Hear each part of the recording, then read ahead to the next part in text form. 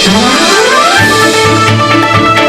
देख रहे हैं देश का सबसे भरोसेमंद चैनल दिल्ली नेशनल। नमस्कार, आदाब, सत श्री अकाल। हमारी टीम इस वक्त मौजूद है गोरखपुर के अंदर। मौका है इन्वेस्टमेंट के ऊपर चर्चा करने के लिए। हमारे साथ यहाँ पर मौजूद है wealth valley insurance marketing private limited के फाउंडर और सीईओ अजीत त्रिपाठी जी, जो कभी बजाज एलियांस के साथ इन्होंने अपना सफर शुरुआत किया और आज 2017 में इन्होंने एक स्टार्टअप के रूप में एक चैलेंज लिया, खास तौर से उत्तर प्रदेश में, और बनारस से इन्होंने ये स्टार्टअप स्टार्ट किया और कहीं ना कहीं आज हिंदुस्तान के अंदर एक मकाम हासिल किया हुआ है। आइए हम समझते हैं क्या कुछ इनके दिमाग में आया। एक अच्छी खासी नौकरी छोड़ करके एक नया स्टार्टअप इन्होंने स्टार्ट किया और उसके बाद आज कहाँ पे हैं, क्या ये प्रोवाइड कर रहे हैं आम जनता के लिए। हम डिटेल में विस्तृत एकदम चर्चा करेंगे इनसे। आपका बहुत बहुत स्वागत है। थैंक यू सर कि आपने ये अपॉर्चुनिटी दी हमें इस बात को करने के लिए और जनता तक पहुंचने के लिए। और बजाज एलियांस से आपका सफर शुरुआत हुआ है? सर सबसे पहले शुरुआत तो मेरी एक नौकरी के रूप में हुई कि मैं नौकरी वहाँ कुछ इंश्योरेंस बेच देता था, कुछ पैसे पा जाता था। शुरुआत तो मैंने वहीं से की। कुछ साल बाद लगा कि मैं इंश्योरेंस क्यों कर रहा हूँ। धीरे धीरे जैसे जैसे समय बीतता गया मुझे पता चला कि यार ये तो सबसे इम्पोर्टेंट चीज़ है किसी भी आदमी के लाइफ में। जब मैं किसी आदमी को क्लेम का चेक देने जाता था तो उसके आंखों में जो खुशी और दुख के जो दोनों एक साथ उभरती थी ना, वो बहुत सेटिस्फैक्शन देता था। अब लगता है कि 20 साल लगभग मेरे को गुजरा, 1,20,000 के करीब लाइफ इंश्योरेंस पॉलिसी बेचने के बाद और क्लेम कराने के बाद मुझे लगा कि शायद मैंने इस तरह का प्रोफेशन चूज़ किया जिस प्रोफेशन को आने वाले मतलब जो भी लोगों के साथ आने वाली दिक्कतें हैं कोई खड़ा नहीं होता है, वहाँ पे हम खड़े होते हैं, जहाँ पे किसी भी आदमी के साथ सबसे बुरी स्थिति में हम खड़े होते हैं। और ये करते हुए बहुत अच्छा लगा, धीरे धीरे करते हुए अब लगता है कि समाज को बहुत कुछ देने का वक्त आ गया, इसलिए शायद ये स्टार्टअप हमने ओपन किया है। अच्छी खासी नौकरी थी सर, एक कमीशन रहा होगा, एक सैलरी रही होगी, एक रुतबा रहा होगा। जैसा आपने बताया कि आपने एक माइलस्टोन सेट किया, फिर आप स्टार्टअप पे जा रहे हैं। कहीं ये डर नहीं था कि फेलियर भी हो सकता है और अच्छा खासा हमारा करियर ख़त्म भी हो सकता है, फिर भी आपने रिस्क लिया? सबसे महत्वपूर्ण बात ये है सर, 2018 में मैंने इसको छोड़ने का, कंपनी को छोड़ने का वो किया। 19 जनवरी 2018 को मैंने अपने बॉस को फ़ोन करा कि सर मैं आप ये काम आगे नहीं करना चाहता हूँ। तो उन्होंने कहा जी तुम टॉप पे बैठे हुए हो और तुम ये बात कह रहे हो, तुम आराम से बैठ जाओ, 3 साल ये नौकरी चलेगी। मैंने कहा सर आराम से ही नहीं बैठना है, क्योंकि मुझे लगता है कि मैंने बहुत कुछ सीखा है। अब ये सीखना जो है मैं लोगों को दे पाऊँ, लोगों को बता पाऊँ और लोगों को एक विस्तृत पोर्टफोलियो दे पाऊँ, इसलिए मैं छोड़ना चाहता हूँ। तो उन्होंने कहा कि अजीत 31 मार्च तक जो क्लोजिंग है, क्योंकि टॉप रीजन हो तुम। मैंने कहा सर पक्का रुक जाएंगे। तो आज वो बहुत अच्छा लगता है। 31 मार्च को इंश्योरेंस इंडस्ट्री में कोई भी रीजन ऑफिस बंद करके किसी का फेयरवेल नहीं किया जाता। वो मेरा फेयरवेल किया गया क्योंकि मैंने कंपनी को वो 14 साल अपने दिए और एक एथिकल बिजनेस, एक अच्छा बिजनेस देने की कोशिश की। उसके बाद मुझे लगा कि कस्टमर की नीड मेरी ज़रूरत से ज़्यादा है। मुझे अच्छी खासी तनख्वाह, जितना एक बड़ी बात सोच नहीं सकता था, उस तरह की एक अच्छी तनख्वाह मिलती थी और सब कुछ बहुत बढ़िया था। वहाँ से वो स्टार्टअप खोलने का आइडिया ये था कि मैंने बहुत कुछ पाया इस इंडस्ट्री से। अब लोगों को देने का वक्त आया, क्योंकि लोगों को रोज कोई ना कोई कंपनी में ऐसा इन्वेस्टमेंट करते, वो कंपनी भाग गई, वो कंपनी भाग गई। तो हम एक ऐसा इकोसिस्टम बनाना चाहते थे जहाँ लोगों के निवेश सुरक्षित रहे, उनके सपने सुरक्षित रहें। उस तरह के निवेश के लिए एक मुझे ये प्लेटफॉर्म मिला, मुझे प्लेटफॉर्म समझ में आया, मुझे लगा इसमें आगे आने वाले दिनों में बहुत सारे लोग के लिए लाभ होगा, इसलिए मैं इस सेक्टर में जुड़ा। ये जो आपने वेल्थ वैली नाम से जो आपने स्टार्टअप शुरू किया, जहाँ तक हमारी इन्फॉर्मेशन, ये एक अम्ब्रेला है, उसके नीचे में बहुत सारी कंपनीज जुड़ी हुई हैं और उसके साथ आपका टाई अप है और उनके साथ आप काम कर रहे हैं। एकदम कैसे जस्टिफाई करते हैं सारी कंपनीज को? ये बहुत बड़ा महत्वपूर्ण सवाल है, क्योंकि आज की डेट में हम अगर हैं तो हम LIC के हैं तो हम LIC को जस्टिफाई नहीं कर पा रहे हैं। हर दूसरे घर में एक एजेंट है। ठीक बात है। बजाज है तो बजाज का हर तीसरे घर में एक एजेंट है। तो इतनी कंपनीज के साथ टाई अप करके कैसे जस्टिफाई आप कर रहे हैं? सबसे बड़ी बात सर, डेटा अपने आप में बहुत कुछ कहता है। 90% इंश्योरेंस एजेंट 3 साल में अपना इंश्योरेंस का काम छोड़ देते हैं, क्योंकि पहले साल की कमीशन ज़्यादा होती है, उसके बाद कमीशन आने वाले दिनों में कम हो जाते हैं। तो वो पहली कमीशन अपने परिचितों को इंश्योरेंस में लाते हैं और छोड़ के चले जाते हैं। ये डेटा बहुत कुछ बताता है कि 90% कस्टमर ऑर्फन हो जाते हैं, 5 साल बाद 95% लोग ऑर्फन हो जाते हैं। तो मैंने अपनी हार्ड एंड मनी दिया इंश्योरेंस कंपनी को और मेरा एजेंट चला गया। ज़्यादातर लोग इस सेक्टर में पार्ट टाइमर्स हैं, या वो बैंक से ले रहे हैं या पार्ट टाइम एजेंट से ले रहे हैं। हमने ये सोचा कि वो फुल टाइम काम है। ये एक इंश्योरेंस का पैसा जब एक हार्ड एंड मनी किसी की आ रही है तो उसको सर्विस मिलनी चाहिए, उसको उसका मतलब जो भी उसमें मेजोरिटी वो मिलनी चाहिए। हम लोगों ने ये स्टार्टअप शुरू किया है, इस इंडस्ट्री के बेस्ट लोग को लाए जो 20 साल 15 साल से इस कंपनियों में काम कर चुके हैं, उनको हमने अपने साथ जोड़ा। अब हम एक कस्टमर के लिए कस्टमाइज सर्विस दे रहे हैं कि उसकी मैच्योरिटी, उसके क्लेम में कोई प्रॉब्लम आई तो उसके लिए उसको हेल्प करना, उसका लाइफ, हेल्थ, जनरल सब कुछ एक प्लेटफॉर्म पे करना। यानी अगर मान लीजिए कोई कस्टमर किसी दिन खुदा ना खास्ता अपने घर नहीं पहुंचा किसी शाम को, तो उसके नॉमिनी को कहीं दौड़ने की जरूरत नहीं है। उसको वेल्थ वैली का पूरा प्लेटफॉर्म है, हमारी क्लेम टीम जाएगी, उसके घर पे बैठेगी, उसका सारा कुछ क्लेम और मैच्योरिटी वहां से मैनेज करके उसको देगी। तो अगर व्यक्ति जिंदा है जो हमारे साथ ज्वाइन किया है, या वो व्यक्ति नहीं भी रहा, हर समय वेल्थ वैली उसके साथ होगी। तो हम एक प्रोफेशनली ऑर्गेनाइज कंपनी है जो एक आदमी का वेल्थ और रिस्क दोनों एक प्लेटफॉर्म पे मैनेज कर रहे हैं। 3 महत्वपूर्ण सवाल। ठीक है सर। पहला सवाल है कि मैच्योरिटी कौन देता है, हमको अप्रोच करना है, या कितने दिन में आप मैच्योरिटी देते हैं? ठीक है, देखिए सर, पहली बात तो हमारा कोई प्रोडक्ट नहीं है इस वक्त। अगर लाइफ इंश्योरेंस की आप बात करो तो सर, हम एक एग्जांपल लेते हैं, आपके थ्रू हम LIC लेते हाँ, मैं वही हैं बता और रहा हूँ। हमारी मैच्योरिटी 1 तारीख को है, चलिए, तो हमको मैच्योरिटी कब तक मिल जाएगी? चलिए, इनमें 2-3 चीजें महत्वपूर्ण है। जैसे लाइफ इंश्योरेंस में 1750 प्रोडक्ट्स हैं, इंक्लूडिंग LIC और बहुत सारी कंपनियां, इससे ज्यादा ही प्रोडक्ट है।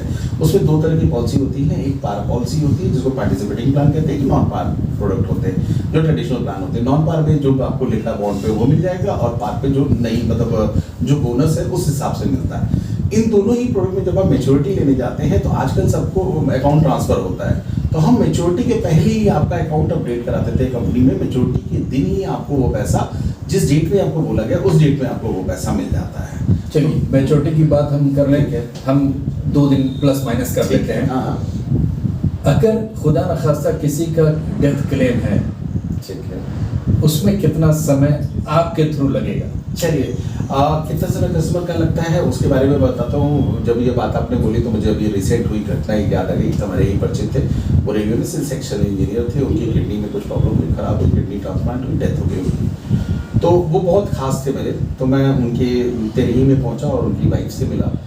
तो संतावना के लिए कोई शब्द नहीं थे मेरे पास, बस एक शब्द था कि भाभी अब हम कुछ और तो नहीं कर सकते हैं, आप मुझे डॉक्यूमेंट दीजिए, हम आपका क्लेम करा देंगे। उन्होंने डॉक्यूमेंट दिया और 73 लाख रुपए 3 घंटे के अंदर उनके क्लेम अमाउंट उनके अकाउंट में पहुंच गया। इससे ज़्यादा सेटिस्फैक्टरी मेरी लाइफ में कोई और चीज़ नहीं थी। ये सबसे बड़ी अचीवमेंट थी कि 3 घंटे के अंदर हम क्लेम कस्टमर के अकाउंट में पहुंचाते थे बिना कस्टमर को कहीं जाए हुए। लेकिन इसमें एक लाइन था ना, आपके बड़े क्लोज थे वो। हाँ, नहीं क्लोज, और यही तो एक फायदा है। जब मैंने ये कंपनी शुरू की थी तो एक कस्टमर से मैंने एक लाइफ इंश्योरेंस करने के लिए बोला था। उन्होंने लाइफ इंश्योरेंस के लिए 5 बार मैंने लिंक भेजा, उन्होंने पेमेंट नहीं किया। 5 साल बाद उन्होंने किसी तरह पेमेंट किया और वो पॉलिसी चली। 5 साल बाद उस कस्टमर की डेथ हो गई। डेथ होने के बाद क्लेम मैंने उनकी वाइफ के अकाउंट में पहुंचा और मैंने उनसे कहा कि वापस इसको हमको दीजिए। तो घर में जानते जब एक बार क्लेम पहुंचता है तो बहुत सी चीज़ें होने लगती है। वो क्लेम पहुंचा, मैंने क्लेम वापस मंगाया, उसको मैंने म्यूचुअल फंड में डाला। आज उनको मंथली पैसे जा रहे हैं, 35,000 रुपये मंथली जा रहे हैं। आप समझिए कि 35 ईयर में कस्टमर की डेथ हुई, उस वक्त उनकी वाइफ की एज 32 थी। 3 साल से हम पैसा दे रहे हैं, आज उनकी वाइफ की एज 35 हो गई। अगले 5 साल बाद उनको फिर 24,000 और मिलने लगेगा इस 35,000 के अलावा, और उसके अगले 10 साल बाद उनको 24 लाख मिलेगा। यानी पूरी उनकी लाइफ एक इंश्योरेंस पॉलिसी में हर साल उनको 35,000 से 50,000 तक मिलता रहेगा और चलती रहेगी। आज उनका पैसा भी बढ़ रहा है। अब इससे ज़्यादा सेटिस्फैक्शन क्या होगा, वो कस्टमर नहीं है, लेकिन आज की डेट में उनको कैश पैसे की प्रॉपर्टी बहुत हो सकती है, लेकिन कैश पैसा जो मंथली जाता है ना, ये बहुत इंपॉर्टेंट है। हम 100 ईयर तक की कवरेज करने की बात करते हैं। अभी सर एक अच्छा एग्जांपल बताओ, एक कस्टमर है मेरे, उनकी एज 62 है, उनके 100 ईयर तक के लिए हमने प्लान किया। उनके बच्चे की एज 35 है, उसका अगले 45 साल तक के लिए प्लान किया। उनका पोता है 4 साल का, उसका 45 साल की प्लानिंग कर दी। यानी जब उनका पोता 49 ईयर का होगा, कम से कम उसका बच्चा भी 19-20 साल का होगा। 4 पीढ़ियों तक ये प्लान चल रहा है। मैं उस वक्त नहीं होऊंगा, इन 4 पीढ़ियों तक अनवरत पैसे जाएंगे, और वो प्लान गारंटेड प्लान है। 4 पीढ़ियों का मैंने मतलब एक साथ प्लान कर दिया। उस वक्त न उनके दादाजी होंगे न कोई होंगे, उनको मालूम होगा कि मेरे दादाजी ने 4 पीढ़ी पहले ये पैसा किया था। इस तरह के प्लान हम लोग ऑर्गेनाइज करते हैं जो स्पैन जनरेशन, ये मेरे बाद बच्चों को, बच्चों के बाद बच्चों को एक वसीयत टाइप की चीजें दे जाता है। अगर आपके अम्ब्रेला से कोई एक कंपनी वाइंड अप करती है, ठीक है, उस कंडीशन में देखिए पहले तो IRDA की तरफ से कोई कंपनी वाइंड अप नहीं कर सकती, कंपनियों का मर्जर होता है। जैसे आपको मालूम होगा सहारा का एग्जांपल, सहारा के सारे प्रोडक्ट बंद थे, सहारा का लाइफ इंश्योरेंस चल रहा था, उसको SBI को मर्ज करने के लिए IRDA ने बोल दिया, और सहारा के कस्टमर का एक दिन का पेमेंट भी डिले नहीं हुआ। तो इंश्योरेंस एकदम अलग तरह का है। यहाँ पे प्रीमियम की गारंटी नहीं होती, सम एश्योर्ड की गारंटी होती है। यानी अगर हम 10 रुपया दे रहे हैं और मुझे 100 रुपए का सम एश्योर्ड मिल रहा है, तो यहाँ सम एश्योर्ड की गारंटी होती है, 10 रुपए की गारंटी नहीं होती। तो पहली बात उसके लिए सॉल्वेंसी आईआईडी रखती, आईडी के बहुत सारे नियम है। तो पहले कंपनियां बाइंड अप नहीं कर सकती, वो किसी के साथ मर्ज हो सकती। जैसे अभी आपने देखा होगा बजाज और एलियांज अलग हो गए, अब एलियांज जियो के साथ आ रहा है, लेकिन बजाज के कस्टमर्स को जो प्रोडक्ट बोला गया वो प्रोडक्ट में पैसे मिल रहे हैं। तो यहाँ बाइंड अप होने की कंडीशन नहीं बनती है, यहाँ पे मर्ज होने की कंडीशन बनती है। और मर्ज होने के समय हमारी जैसे प्रोफेशनल ऑर्गेनाइजेशन आपके लिए पैसे निकालने का काम करती है कि आपका पैसा जो मेच्योरिटी है उसके लिए हम हमेशा हम आपके साथ हैं, क्योंकि हम कंपनी के एजेंट नहीं है, हम कंपनियों की तरफ से नहीं बोलते, हम कस्टमर की तरफ से बोलते हैं, क्योंकि हम टाई अप में हैं। हमें लाइसेंसिंग आईआरडीए नहीं दी हुई है, हमें कंपनियों ने लाइसेंसिंग नहीं दी है। जैसे नॉर्मल एजेंट को कंपनी लाइसेंस कराती है, स्पॉन्सर करती है, हमारी डायरेक्ट लाइसेंसिंग मुझसे है, हमारा टाई अप सर्विस और सेल्स को लेके है। जैसे अभी 24 तारीख को मैं एक्सेस मैक्स लाइफ के सीडीओ से मिलने जा रहा हूँ, सर्विस और सेल्स से संबंधित हम एक विशेष टाई अप में जा रहे हैं। तो गुड़गांव में हमारी एक मीटिंग है 24 तारीख को, वहां पे हम मिलेंगे।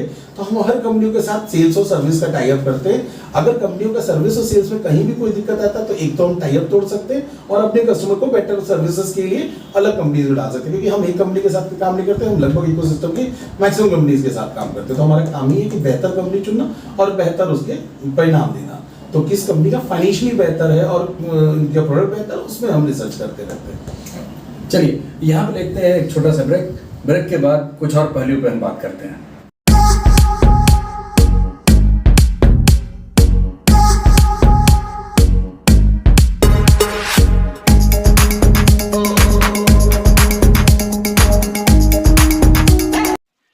ब्रेक से पहले हमने बात किया था कि किस सेक्टर में आप आए, इंश्योरेंस में आपने अपना इतना बड़ा करियर बनाया, उसके बाद स्टार्टअप लेकर के आए, क्या कुछ प्रोडक्ट आप दे रहे हैं लोगों को, उस पर बात किया। अब हम उसके दूसरे पहलू पर बात कर रहे हैं, जो ये एक अम्ब्रेला लेकर के आए हैं वेल्थ वैली के नाम से। उसके अंदर अलग अलग प्रोडक्ट्स है, जिसमें इंश्योरेंस, हेल्थ इंश्योरेंस, जो आज का बड़ा ज्वलंत मुद्दा है। हर घर में कहीं ना कहीं कोई ना कोई बीमार जरूर होता है, जिसको लेकर के फाइनेंशियली बहुत दिक्कतें आती हैं। हेल्थ इंश्योरेंस का जो मामला है, कैसे आप कोप करते हैं? गवर्नमेंट एक तरफ से आयुष्मान दे रही है, 5 लाख बिना इन्वेस्ट किए दे रही है, और आप कहते हैं इंश्योरेंस करो, प्रीमियम दो, तब हम आपको सपोर्ट करेंगे। क्या फर्क है? सबसे इम्पोर्टेंट चीज पूछा। 2004 से मैं अपना हेल्थ इंश्योरेंस चला रहा हूँ। मेरे पिताजी जो थे वो रेलवे में जॉब करते थे। पापा भी जब रिटायर हुए तो मैं उनके साथ खड़ा हुआ था। उन्होंने कहा ये मेडिकल कार्ड बनवा लो। मैं कहा पापा किसी का इलाज आज तक आपने रेलवे में नहीं कराया, तो मैं आपको मेडिकल कार्ड कैसे बनाने दूंगा। नहीं बनाया। 2007 में उनकी तबीयत खराब हुई, मैं अपोलो ले गया। 2007 में सिंगल प्राइवेट रूम वहाँ पे 7,700 का सिर्फ किराया होता था। 2000 तब तक मेदांता मैक्स नहीं आई थी, मैं उस वक्त अपोलो ही हुआ करता था। मैं अपोलो ले गया, 7,700 एक रूम का रेंट था। एक डॉक्टर की विजिट पे 1,000 लगता था, उसके साथ एक असिस्टेंट आती थी, वो 1,000, 2 डिपार्टमेंट अलग अलग देखते थे। सुबह 4,000, शाम को 4,000 और 7,700, ये सिर्फ था, इसमें कोई दवाई नहीं थी। उसके बाद जो कॉर्पोरेट का मैंने फिर सुविधाएं देखी, सब कुछ देखा। पापा का इलाज 1.5 साल 2 साल चला। अफसोस है कि वो हमारे बीच में नहीं है। एक बात की बड़ी खुशी है, जब लास्ट बार हम उनको अपोलो ले गए थे तो उन्होंने बोला कि उनकी मेमोरी जा चुकी थी, अब वो कुछ इधर उधर बोलने लगे थे। उन्होंने लास्ट बोला अब मैं अपोलो आ गया, मैं ठीक हो जाऊंगा। उसके 4 दिन बाद उनकी डेथ हो गई। लेकिन एक चीज उन्होंने जो बोली, जो मुझे आज भी अच्छी लगती, कि मैं रेलवे की कमाई से अपोलो में इलाज नहीं करा पाता, और मैं भी नहीं कर पाता क्योंकि मैं भी प्राइवेट कंसर्न में था। सबसे इम्पोर्टेंट था हेल्थ इंश्योरेंस, जो हमारे पीछे खड़ा था ना, उसने लाइफ में मुझे वो सेटिस्फेक्शन दिया, जो सेटिस्फेक्शन पाने के लिए बहुत लोग सोचते हैं। क्योंकि बीमारी एक ऐसी चीज है ना, इतना पैसा खर्च करेगी। पिछले 5 सालों में 14% का इन्फ्लेशन रेट चल रहा है। कैटरेक्ट का ऑपरेशन जो 50,000 में होता था, आज वो 1 लाख का होने लगा। पिछले 5 सालों में ये अंतर है। तो ये 14% की इन्फ्लेशन है। सबसे ज्यादा इन्फ्लेशन मेडिकल फील्ड की है। अगर आपके पास हेल्थ इंश्योरेंस नहीं है ना, कोप अप नहीं कर पाएंगे। लेकिन आयुष्मान बहुत बड़ा फैक्टर है। एकदम ठीक है सर। आप और मैं एक मिडिल क्लास फैमिली से आते हैं। अगर हमें भगवान न करे कोई भी तबियत खराब हो, 5 लाख रुपए की व्यवस्था हम इधर उधर से जुटा के कर सकते हैं। प्रॉब्लम है किडनी फेल हो जाए, 35 लाख से 50 लाख लगते हैं। लीवर ट्रांसप्लांट पे 75 से लेके 1 करोड़ रुपए तक लगते हैं। कैंसर हो जाने पे मल्टीपल बार हमें जाना पड़ता है। और आपको पता ही है सर कि गवर्नमेंट हॉस्पिटल और प्राइवेट हॉस्पिटल में, हमारे यहाँ अगर पॉलिटिशियन भी है, उसको अगर अपनी किडनी ट्रांसप्लांट करानी होती है तो सिंगापुर जाता है वो। इंडिया में कितनी इलाज उपलब्ध है और कैसे उपलब्ध है, ये आपको भी पता है। आपको जाना पड़ेगा। अच्छे ऑप्शन अगर तलाशने हैं तो आपको महंगे हॉस्पिटल्स में जाना पड़ेगा। उस हॉस्पिटल में जाएंगे, एक दिन का पर बेड का खर्चा 64,000 रुपया लगता है। अब इकोनॉमिक टाइम्स की एक रिपोर्ट आई, पर बेड पर डे 64,000 रुपए से लेके 84,000 रुपए तक खर्च होते हैं। अगर आपके पास हेल्थ इंश्योरेंस नहीं है ना, तो आप अपनी सेविंग से कोप अप नहीं कर पाओगे। बीमारी का कोई ठिकाना नहीं, कोरोना ने बताया कि कब क्या हो जाए कोई ठिकाना नहीं है। लाइफ की सबसे बड़ा फलसफा, हमारी प्लानिंग नहीं फेल होती, हम प्लान करने में फेल होते हैं। हेल्थ इंश्योरेंस एक प्लानिंग है कि महीने का 2000 देके हम अनलिमिटेड कवर ले सकते हैं। कंपनी में आजकल नए प्रोडक्ट आ गए हैं, सिर्फ 2000 देके हम जिंदगी में एक सुकून पा सकते हैं। अपने बच्चों को, अपने फैमिली को देके ये कह सकते हैं कि कल वो हेल्थ के लेके वो रोड पे नहीं आएंगे। सर आपकी बात से सहमत। वो फैमिली जहां पर भारत के अंदर जो एक लाइन खींची हुई है, पॉवर्टी लाइन, उसके नीचे तकरीबन आज भी कहा जाता है कि 60% उसके नीचे है और गांव में रहते हैं। 2000 रुपया कहाँ से देगा? सर देखिए, गांव से मैं भी निकल के आया और ऐसा नहीं कि मेरी पढ़ाई बहुत अब अल्लाह दर्जे की हुई कि मैं आईआईटी आईएम पहुंचा। लेकिन इस सेक्टर आज की डेट में भारत में इतनी सारी रोजगार की अपॉर्चुनिटी है ना, अगर आपने मेहनत की ना, आप कहीं भी पहुंच सकते हैं। और बाकी बात रही सर, सबके लिए सब कुछ नहीं होता है। कोई मारुति की गाड़ी भी लेता है, कोई मर्सिडीज भी लेता है, कोई बीएमडब्ल्यू भी लेता है।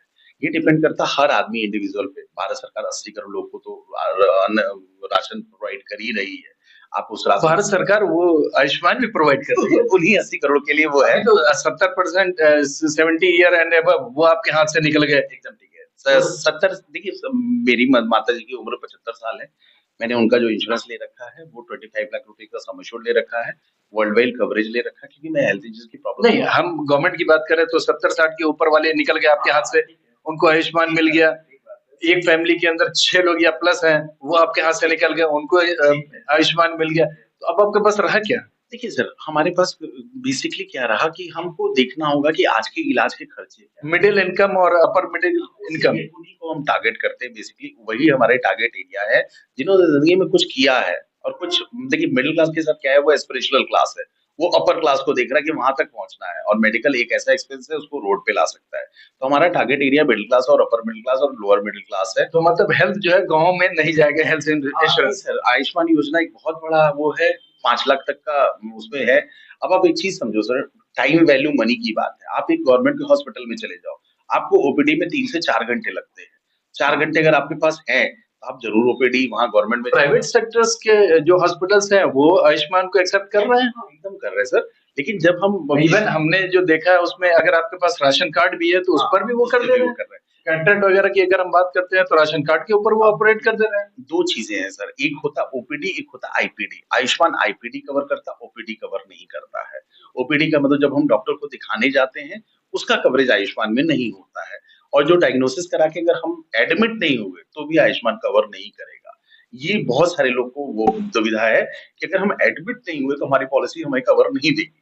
और उसके बाद जो नॉर्मल पॉलिसी में एनुअल हेल्थ चेकअप है, वो कई सारी बीमारियों से आपको बचा लेता है कि आप उसको प्री डायग्नोस कर लेते हैं। प्रीएम्प्टिव टाइप की चीज है कि आपने प्री डायग्नोस कर लिया। तो सर देखिए, जैसे आप मतलब हर आदमी की अलग-अलग नीड है, और जिस नीड के हिसाब से कुछ लोग की नीड आयुष्मान से पूरी हो जा रही है, वो भी अच्छा है। कुछ लोग की नीड के लिए हेल्थ इंश्योरेंस की जरूरत है, और कुछ लोग की नीड सर आज की डेट में ऐसी है कि उनको world wide coverage, higher sum assured, इस तरह की जरूरत है। एक बड़ी अच्छी बात है सर, अगर आपने जिंदगी में कुछ मेहनत की है और कुछ करना है, रोना ही है, तो किसी ने कहा बीएमडब्ल्यू में बैठ के रो। तो अगर बीमारी का इलाज कराना है सर, एक बार आप कॉर्पोरेट हॉस्पिटल और नॉर्मल हॉस्पिटल के अगर आपने अंतर समझ लिए ना, बीमारी तो सर भगवान न करे किसी को आए और हेल्थ इंश्योरेंस का प्रीमियम डूब जाए। चलिए, हम ये उम्मीद करते हैं कि आज के इंटरव्यू के बाद आप भी कम से कम उस जेंडरी के बारे में सोचेंगे जो गांव में रहती है। कुछ न कुछ उसके लिए कोई सोल्यूशन आप लेकर के आए, जिस लेवल पर है उसमें कोई न कोई सोल्यूशन आप लेके आए। अब आता है सीधा सीधा मुद्दा कि आपके जो अम्ब्रेला है, अगर उस अम्ब्रेले से कोई जुड़ना चाहता है as a agent, as a distributor, as a person, जो भी हो, वो जुड़ना चाहता है तो कैसे जुड़ेगा? उसको क्या फायदा है, क्या नुकसान है? वो आगे जुड़ करके कस्टमर को, यानी एंड यूजर हैं जो, उनको क्या बेनिफिट दे सकता है वो, उस पर अगर आप शॉर्ट में अगर आप थोड़ा सा बताएं तो। सर, वेल्थ वैली के साथ सबसे अच्छा बात क्या है, अगर आप जुड़ते हो तो यहाँ आपके पास लाइफ, हेल्थ, जनरल सबका एक साथ मतलब लाइसेंसिंग हो जाती है। और आपने अगर एएमपी का एग्जाम पास कर लिया तो आपका एआरएन भी हो जाता है। अब हम एक कस्टमर के पास जब पहुंचते हैं, आपके यहाँ भी जुड़ने के लिए कोई एग्जाम पास करना है? हाँ, रेगुलेटर के एग्जाम हर कंपनी के साथ जुड़ने के लिए पास करने होते हैं। आईआरडीए के अगर पास, हाँ वही IRDA को हमको पास करना है, उसके बाद ही तभी आप जोड़ेंगे। हमारे साथ आप मतलब हम आपको स्पॉन्सर करते हैं, आपको लाइसेंसिंग मिल जाती है। आप अगर LIC के साथ जुड़ते हो तो मतलब LIC बड़ा नाम है इसलिए मैं नाम ले रहा हूँ। LIC के साथ जुड़ते हो सिर्फ LIC की एजेंसी मिलेगी। हमारे साथ जुड़ते हो तो आपको LIC के साथ Bajaj, Max, ICICI, SDFC, Niva, Care मतलब आपके पास लाइफ, हेल्थ, जनरल तीनों की एजेंसी हो गई। तो अब आप एक कस्टमर के पास पहुंचे तो उसको आपने बताया कि लाइफ इंश्योरेंस कंपनी में कितने तरह का प्रोडक्ट है, हेल्थ में कितने तरह का प्रोडक्ट है और मोटर में कितने तरह के प्रोडक्ट है। तो कस्टमर के लिए मगर मतलब ये है कि अगर आपसे कोई एसोसिएट होता है, वो एक्स आदमी के पास जाता है, तो उसकी जितनी नीड है वहां पर वो पूरी कर देगा। जैसे सिंगल पर्सन। जैसे एजेंट का क्या है वो अपनी कंपनी के बारे में ही बताएगा। हम आपके अकॉर्डिंग टेलर मेड प्रोडक्ट बनाएंगे। हम रेडीमेड शर्ट नहीं, रेडीमेड कपड़े नहीं बना रहे, हम आपके लिए टेलर मेड प्रोडक्ट बना रहे हैं जो आपकी नीड है। जितनी चीज जिस चीज को आप चाहते हो उस तरह के हम पोर्टफोलियो डिजाइन करके आपके लिए देते हैं। तो हमारा कस्टमाइजेशन कस्टमर के लिए बहुत इंपॉर्टेंट है। और हमारे एजेंट का सर्वाइवल भी उसी कस्टमाइजेशन से होता है कि एक ही कस्टमर का life, health, general, mutual fund सारा कुछ हमने एक पोर्टफोलियो में ले लिया तो हमारा बिजनेस सस्टेन कर जाता है। जो प्रॉब्लम लाइफ इंश्योरेंस की एजेंसी लेने में कि 90% एजेंट को 3 साल बाद छोड़ना पड़ता है, यहाँ छोड़ना नहीं पड़ता, उनकी एजेंसी सस्टेन करती है।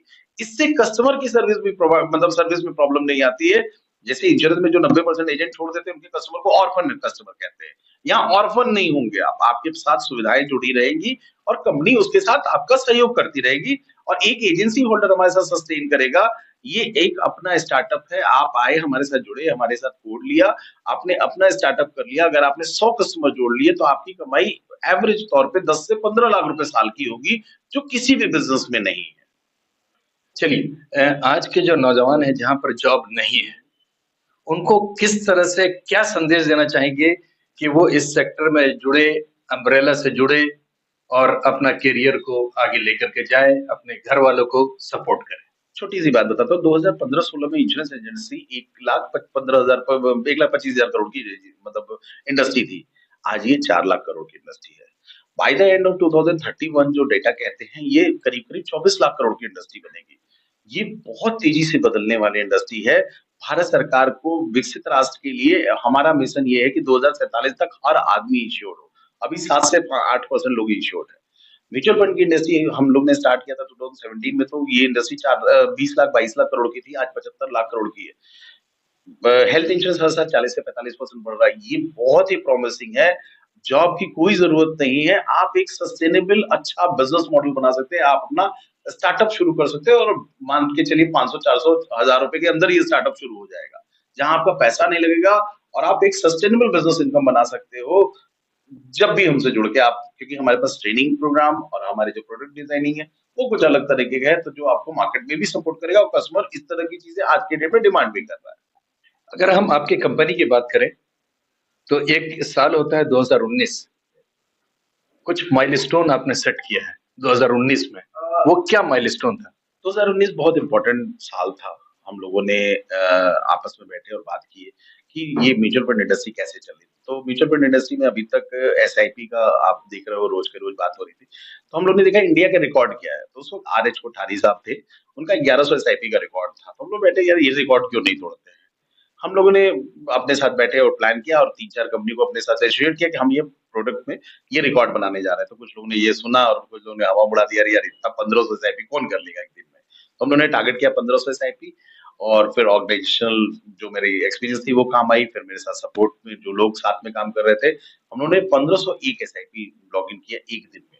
और ये इंडिया रिकॉर्ड है। 1962 से म्यूचुअल फंड इंडस्ट्री चल रही थी। फिजिकली लॉग इन 1500 SIP एक बड़ा रिकॉर्ड बना और उसने पूरा यूटर्न ला दिया हमारी पूरी टीम में। अब हमारी टीम जब भी सोचती है तो बड़ा सोचती है। जैसे आज की डेट में उत्तर प्रदेश की नंबर 1 इंश्योरेंस मार्केटिंग फर्म के रूप में हम लोग काम कर रहे हैं। हम हर सेगमेंट में SIP बुक वैल्यू हमारी उत्तर प्रदेश में सबसे ज्यादा है।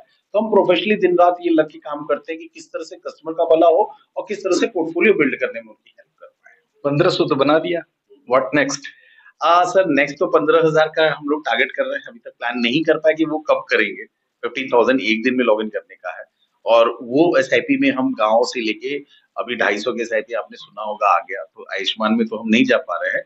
हम गांव के हर आदमी को टायर 2 टायर 3 सिटीज में जो हमारा फोकस एरिया है वहां पे हम ये शुरू करने जा रहे हैं इनिशिएशन कि हम 15,000 SIP एक दिन में लॉगिन करें, यानी 15,000 लोगों को एक साथ जोड़ पाए जो अपनी जर्नी में भी पैसे की ग्रोथ को होते। देखिए एक चीज समझिए, भारत में पूरा विश्व लगा हुआ है। इन्वेस्टमेंट करना चाहता। भारत की ग्रोथ स्टोरी ये चल रही है कि आज हम $4 ट्रिलियन के करीब हैं। बाय द एंड ऑफ 2037-31 हम करीब $7 ट्रिलियन की इकोनॉमी हो जाएंगे। जितना लोगों ने 75 सालों में पैसा कमाया, उसका 80% पैसा अगले 5 सालों में कमाएगा। आज अगर आप वाइटल्स देख रहे होंगे तो 6.5% की विकास दर, 2-2.5% का इन्फ्लेशन, तो हमारे मतलब चीजें बहुत अच्छी है। विश्व में सब लोग चाहते हैं भारत उनकी तरफ रहे, क्योंकि भारत जिस तरफ रहेगा उस तरफ बैलेंसिंग आज की डेट में क्वाड और आरआईसी के बीच में चल रही है। तो खैर वो मसला नहीं, मसला आज की डेट में है हमारा जो युवा है, युवा देश है, और जो युवा है आज की डेट में विश्व की टॉप कंपनीज के सीईओ के रूप में बैठा हुआ बनना हुआ है। तो हमारे लिए आगे आने वाले दिनों में अपॉर्चुनिटीज बहुत बढ़ रही हैं। तो ये जो एसआईपी 15,000 एसआईपी या कोई भी टारगेट है, ये गांव के उस आदमी को भारत की विकास स्टोरी से जोड़ना, ये हमारा लक्ष्य होगा। चलिए, ये थे हमारे साथ अजीत त्रिपाठी जी। इनके बारे में बता दें, गोरखपुर शहर से निकल कर करके बनारस में जा कर करके वहाँ पूर्वांचल के बनारस से स्टार्ट करते हैं एक स्टार्टअप, और उसके बाद 2019 में एक रिकॉर्ड कायम करते हैं जो कि 1962 से लेकर करके अब तक वो रिकॉर्ड नहीं बना था। एक दिन में 1500 एसआईपी के लॉगिन होना, यानी कि 1500 एसआईपी को एंडोर्स करना, ये अपने आप में एक बहुत बड़ा रिकॉर्ड है, और वो रिकॉर्ड अभी तक ब्रेक नहीं हुआ। अब अगला ये टारगेट लेके चल रहे हैं 15,000 एसआईपी एक दिन में लॉगिन करने का। इसके लिए हमारा चैनल इनको ढेर सारी शुभकामनाएं देता है कि वो रिकॉर्ड जल्द से जल्द बनावे। आने वाले दिनों में देखना बड़ा दिलचस्प होगा कि ये रिकॉर्ड कितनी जल्दी ये बनाते हैं। बाकी इन्होंने एक चीज और बताई है कि लोकल लेवल पर एसआईपीज जो गांव में है उनके लिए ये काम कर रहे हैं, और उसको भी आगे बढ़ाने की कोशिश कर रहे हैं। पूर्वांचल से निकला हुआ एक ध्रुव तारा आसमान पर आने वाले दिनों में देखने को मिलेगा।